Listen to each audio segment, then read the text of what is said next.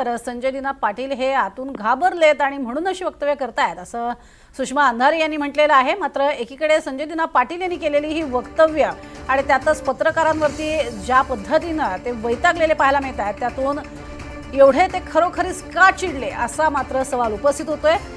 पत्रकारांना खास करून अनेकदा अनेक आमदार खासदार हे आमंत्रण देतात, बोलवत असतात, आपल्या विकास कामांसंदर्भात माहिती देतात, मात्र इथे थोडं वेगळं चित्र पाहायला मिळालं।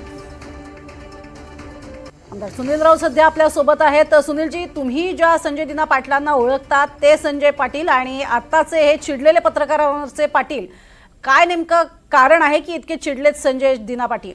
संजय पाटील थोडेसे आता फ्रस्ट्रेट झालेले आहेत। त्यांना आता कळून चुकलं असेल की आपण पक्ष सोडून फार मोठी चूक केली आहे, आपण चुकीच्या माणसांवरती विश्वास ठेवलेला आहे। मी भारतीय जनता पार्टी त्यांना पुढची लोकसभेची सीट देणार नाही हे त्यांना कळून चुकलं असेल, म्हणून थोडे ते फ्रस्ट्रेट झालेले आहेत। मग त्या फ्रस्ट्रेट मध्ये ते काही बोलतायत, पत्रकारांना मारतायत, राऊत कुटुंबियांना शिव्या देत आहेत, रमेश खरगावकरला शिव्या देत आहेत, बॉम्ब टाकण्याची धमकी देत आहेत, आम्ही 5-5 मर्डर केले असं बोलतायत। हा त्यांचा झालेला त्या फ्रस्ट्रेशन मध्ये ते बोलत असल्यामुळे हे सगळं बोलतायत।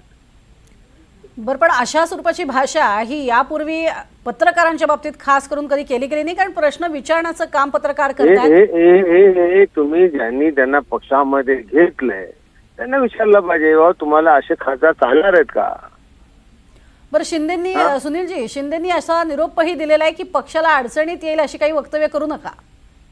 हो, त्यांनी मला माझ्या माहितीप्रमाणे त्यांनी दमी दिलेलं आहे, काय चुकीचं असं का बोलत जाऊ नका, परंतु त्यांना ती सवय असल्यामुळे दुसरं त्यांना काम धंदा काही नाही, हाच आहे। 2 वर्षामध्ये कधीही कुठल्याही शाखेमध्ये गेले नाही, कुठेही त्यांनी बसायचं ठिकाण त्यांना कोणाला लोकांना माहिती नाही। कधीतरी यायचं, रात्री अपरात्री यायचं, 10, 11, 12 कुठेतरी भेटायचं, अचानक व्हिजिट द्यायच्या। त्यांनी ह्या 1.5-2 वर्षामध्ये एकच काम केलं, नेत्यांना भेटले, त्यांचे फोटो टाकले, कोणाच्या बर्थडे असे तिकडे गेले, ज्या ठिकाणी त्यांच्या मतदारसंघाचा काही संबंध नाही तिकडे जायचं, तिथे लग्नाला जायचं, तिकडे भेटायचे, त्यांचे फोटो टाकायचे। याच्याशिवाय त्यांचं कार्य काही नाही। त्यांचा फंड बघा ना, ॲज इट इज पडलेला आहे आणि म्हणजे फंडासाठी आम्ही गेलो। या सगळ्या गोष्टी जनतेला लोकांना माहिती आहेत आणि त्यामुळे आता आमच्यासाठी संजय पाटील हा विषय संपलेला आहे। पक्ष सोडल्यानंतर आम्ही त्याची किंमत देत नाही आणि त्याला आम्ही काय विचारणार नाही। बरं, त्यांच्या मुली संदर्भात विचारल्यावर ते आणखीनच भडकले। आता हा असं आहे की आता बघा, बाप तिकडे मुलगी आमच्याकडे।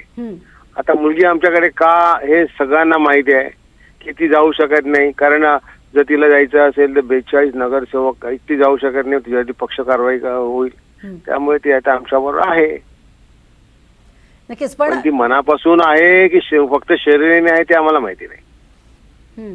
यावरच प्रश्न विचारला असता, ते वैतागले, तुम्ही घरापर्यंत येता, घरात माझ्या पत्नी आहेत, मुलं बाळा आहेत, सून आहे आणि तुम्ही घरापर्यंत पोहोचता, अशी भाषा त्यांनी वापरली पत्रकारांना। कारण पत्रकार हे कायम केवळ प्रश्नांसाठीच जात असतात। तुम्हाला तर कल्पना आहे, रोज घरामध्ये म्हणजे काय घरात नसतील घुसले, खाली उभे असतील ना। नक्कीच, धन्यवाद सुनीलजी आमच्याशी बोललात त्यासाठी। तर सुनील राऊत यांनी प्रतिक्रिया दिलेली आहे की अशा पद्धतीनं सध्या संजय दिना पाटील हे फ्रस्ट्रेट झालेले आहेत आणि म्हणून ते अशा पद्धतीची वक्तव्य करत असतील, अशा स्वरूपात त्यांनी प्रतिक्रिया दिलेली आहे। तर संजय दिना पाटील यांनी शिवीगाळ केलेली आहे आणि पत्रकारांनाही शिवीगाळ केलेली आहे। एकनाथ शिंदेंना सारवासारव करताना आता मात्र दमछाक होणार आहे। शिंदे साहेब, पहा तुमचे खासदार काय करतायत, असंच म्हणायची आता वेळ आलेली आहे आणि आपल्या या खासदारांना आवरा असंच आता सांगावं लागतंय। संजय दिना पाटील यांची यापूर्वीची वक्तव्य ऐकूनच एकनाथ शिंदे यांनी अशी वक्तव्य करू नका असं म्हटलेलं होतं, मात्र तरीही खासदारांनी हे वक्तव्य केलेले। पुन्हा एकदा ऐकूयात काय म्हणाले संजय दिना पाटील पत्रकारांना।